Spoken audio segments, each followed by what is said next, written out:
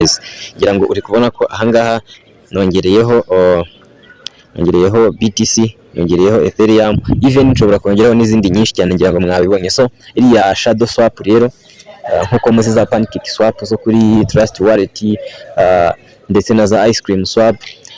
So muri kubona ko guys, kuba waswaping ukavana amafaranga yawe muri kowa ukayashyira muri Bitcoin, ukayashyira muri Ethereum, ukayashyira muri USDT n'ahandi henshi cyane, bizakunda cyane mu gihe mainnet ya kowa izaba igeze. Yes guys, reka twongere tubasuze kandi tubahe ikaze kuri channel yacu Vumbura TV. Nkuko bisanzwe ibiganiro byacu byibanda kuri cryptocurrency. Uyu munsi rero tugiye kuganira ku gice kijyanye na kowa, kugira ngo abantu mu mining kowa murabizi neza cyane ko kowa nawo ari umushinga mwiza cyane, tudakwiriye kurenza amaso kandi dukwiriye ku mining twitonze ndetse tukuzuza ibisabwa byose. Rero uyu munsi muri iyi video tugiye kurebera hamwe uburyo umuntu ashobora guconnectinga icyitwa shadow swap, aho ushobora kugenda ugaswapinga kowa zawe, ukaziswapinga mu ma Bitcoin, mu ma Ethereum, mu ma Dogecoin n'ibindi byinshi cyane. Ibyo nibyo tugiye kureba. Nizera ko weho ukurikirana video zacu umunsi ku munsi wakanze subscribe ndetse no kunzogera kugira ngo tujye tubana 5 kuri 5. Reka twere gutinda rero, ngira ngo muri kubona ko aka kanya ndi kuri application ya MetaMask, ntabwo muri kubona ko mfite Tikowa ebyiri n'ibice bibiri, nkagira USDT 706, ariko biragoranye cyane, ntabwo nabona uburyo nongeraho andi macoin. Rero ukeneye kongeraho andi macoin bisaba ko wifashisha iyitwa shadow swap. Nibyo tugiye gukora aka kanya, urasabwa gukurikira iyi video kuva itangiye kugeza irangiye. Ikintu cya mbere rero ukora aka kanya ukuzamuka ugakanda kuri turiya turongo dutatu turi hara hejuru mu nguni. Icyo kintu cya mbere uba ugomba kubanza gukora. Ikintu cya kabiri ugomba gukora, ugomba guhitamo aha hantu handitse browser. Ndakeka hano turi kumwe. Iyi shadow ndababwira uburyo tuyinjizamo. Alright, ngira ngo muri kubona ko hano tugeze. Nari nsanzwe mfitemo andi matablo, nsanzwe mfitemo amatablo, tablo yo kuvalidatinga, tablo yo kwakira BTCS ndetse na tablo yo guswapinga ndetse no gukora ibyitwa pool. Rero nshobora kuza hano nkahitamo ino ads kugira ngo nongereho indi tablo yitwa shadow swap. Unakanda kuri plus, ukubona ko tablo iri kurodinga ndetse igiye gufunguka. Alright, no kuvuga ngo tablo yacu rero igifunguka, ikintu cya mbere ukora uza hano muri search cyangwa muri URL ukahakanda. Iyo umaze kuhakanda urazamuka hariya hejuru ukandikamo aya magambo ngiye kubwira. Wandikamo shadow, ubwo turi kumwe, shadow swap, hano turi kumwe, akadomo XYZ. Yes, ibyo byose iyo umaze kubishyiramo uhita ukanda kuri iyi buto iyo hasi, iyi ngiyi ndi gushyiraho aka gakaso. Right, wamara kuyikandaho ugategereza gatoya. Okay guys, no kuvuga ngo shadow swap ikimara gufunguka, ikintu cya mbere bagusaba no guconnectinga iyi kowa testnet chain, ukayiconnectinga kuri shadow. Ngira ngo muri kubona hano hasi ko hari ahantu handitse ngo connect, sinzi nimba wenda muri kuhabona. Ngira ngo muri kubona ko hano hasi handitse ijambo bita connect, niho ngiye gukanda kugira ngo baze connecting shadow yanjye ndetse n'iyi kowa test cyangwa kowa testnet chain. Ukimara gukanda rero kuri connect bakugeza ahantu hameze gutya.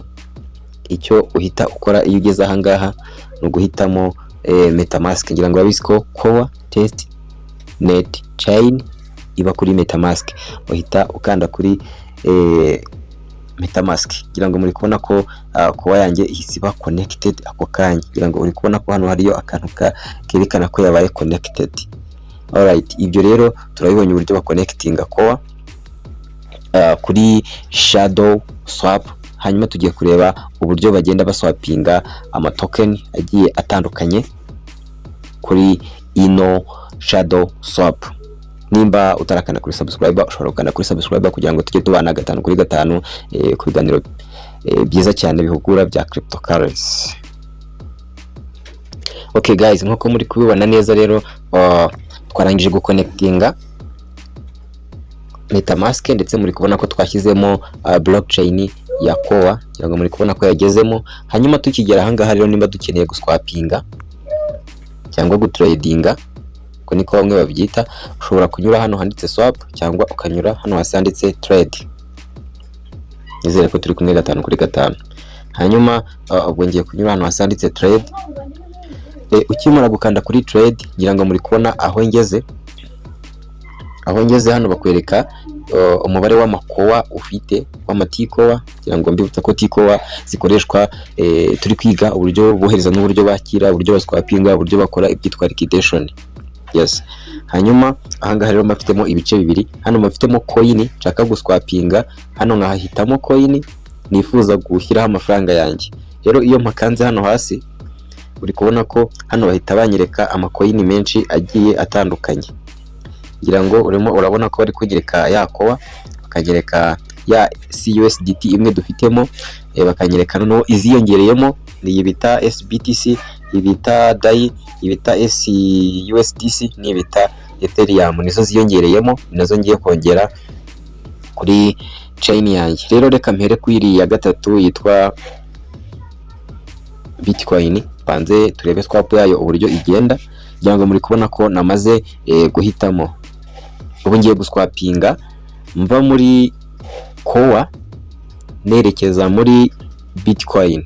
Tugiye kureba ese ndamutse nkizemo hano muri uza hano naho ushyira balance y'ama Koa wifuza guhindura, wamara kuyashyiramo ukaza guhita uyabona kwangana mu BTC hano hasi. Wenda reka tuvuge ndamutse nkizemo Koa imwe. Yes, uri kubona ko ndamutse nkizemo Koa imwe hano hasi bashobora guhita bampa BTC zingana na 0 n'ibice 0.14487 alright. Iyo umajije kubona rero ibintu biri clear, uhita uza ugakanda kuri iyi buto yo hasi, iyi ngiyi yitwa swap, hanyuma ugaswapinga coin zawe. Ukanze kuri swap uri kubona ko nintanga Koa imwe baraza kumpa ziriya BTC zingana kuriya, ukareba price waguriyeho n'ibyo uri bwakire, then warangiza ugakanda hano hasanditse ngo confirm swap. Iyo urangije gukonfaminga swap, ikiba gisigaye aba ari ugutegereza transaction yawe ikaba ndetse ikanarangira.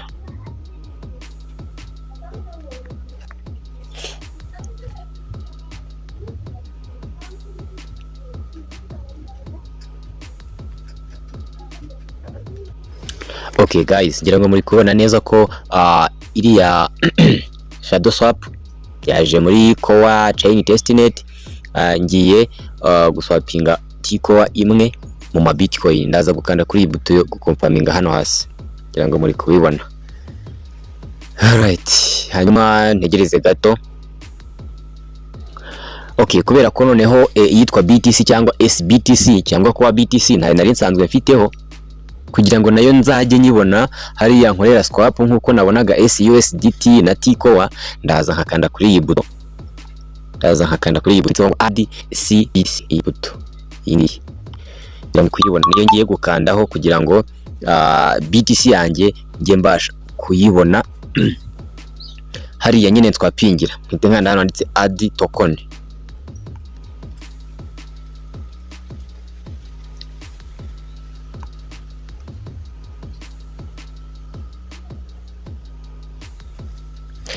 Yes, ngira ngo muri kubona ko nyuma yo gukanda kuri icon bayikumbira ko transaction submitted ndetse na token yabaye imported. Nshobora gukanda close, hanyuma nkajya kureba uko bimeze. Reka dusubire inyuma tujye kureba uko byagenze kuri wallet yacu. Katugaruke kuri wallet yacu.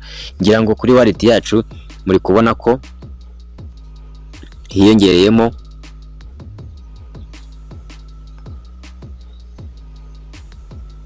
iyi BTC muri kubona ko yiyongereyemo, sinzi nimba muri kubibona. Hanyuma nuko ntarakora refresh, ariko ninkora refresh ya exchange nakoze irahita ikunda. hanyuma hano hasi mpite ngira CBTC runaka. ngira ngo nkuko muri kubibona, muri kubona ko hano namaze kubona izitwa BTC, CBTC. Guys, tugiye kureba uburyo bongeraho n'izindi coin za Ethereum. Tugiye guswapinga tuva muri cyangwa tujya mu yindi coin. Bibutsa ko nababwiye ko icyo tuba turi gukora ari uguswapinga tuva muri coin ya kowa tujya mu zindi coin twifuza. Niyo mpamvu rongeye gusubira kuri shadowswap. Ngo ndanyura hano kuri browser, ngiye muri shadowswap. Ngira ngo nkuko nabibabwiye uburyo ba connectinga wallet, narabibabwiye. Uri kubona ko wallet MetaMask yanjye iri connected ndetse ibintu biri clear. Hanyuma uri kubona ko total amount nsigaranyeho nyuma yo twapinga 0.5 njya muri BTC. Muri kubona ko nsigaranyeho 1.799. Noneho ngiye kubereka uburyo dushobora kuva muri Tiko wenda tujya nko muri Ethereum. Ubwo nima nshaka kuva muri ko njya mu yindi coin, ndabanza nkanda ahangaha kuri aka kantu gacuritse, manze mpindure indi coin. Ngira ngo muri kubona ko hano duhita tubona amacoin menshi. Ubwo ndakeka tugiye noneho tugiye kujya muri ETH, tujye muri Ethereum turebe. Yes, ngira ngo ngiye guswapinga Tiko yanjye, mve muri Tiko njya muri ETH. Guys, nizere ko turi kumwe 5 kuri 5. Nongera kubitsa ni mutarakora subscribe kuri channel yacu.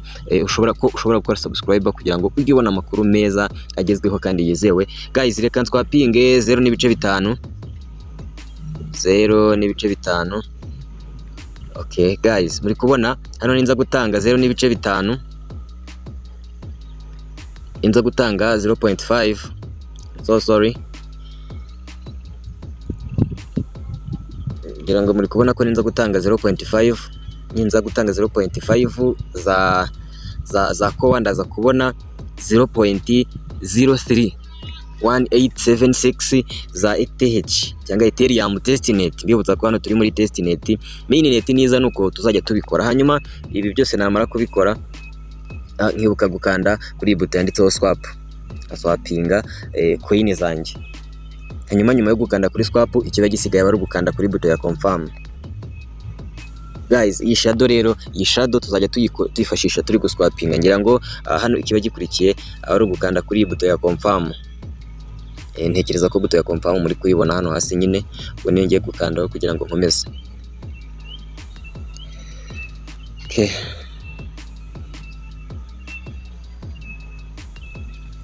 Ndabona hari kuzamo ikibazo, ubwo kirabanza gikemurwe. Tubanze turebe ikibazo kiri kuzamo.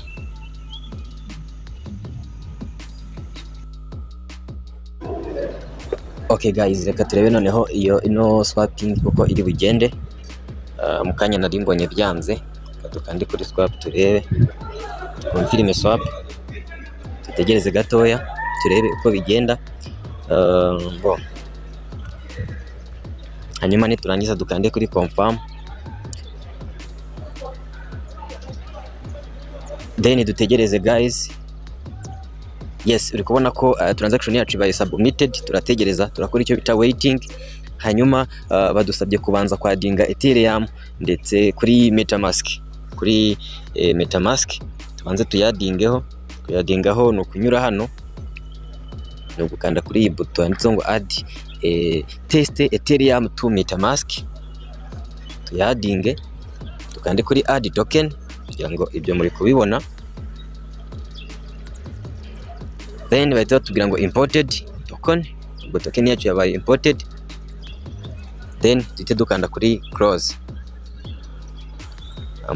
Hanyuma rero transaction yacu yarangiye. Ubwo noneho dusubire kuri turiya turongo dutatu two hariya hejuru mu nguni, turebe uko bimeze. Tugaruke kuri wallet. Ngira ngo muri kubona ko Ethereum yagezemo. Ngira ngo muri kubona ko swap tumajiye gukora yabaye complete kandi ibintu byose biri well organized. Guys, rero ngira ngo muri kubona ko ibintu byose guys ni fresh, ibintu byose ni uburyohe muri kowa. Tekereza ko umunsi mainnet yageze, ibintu bizaba ari uburyohe, ibintu bizaba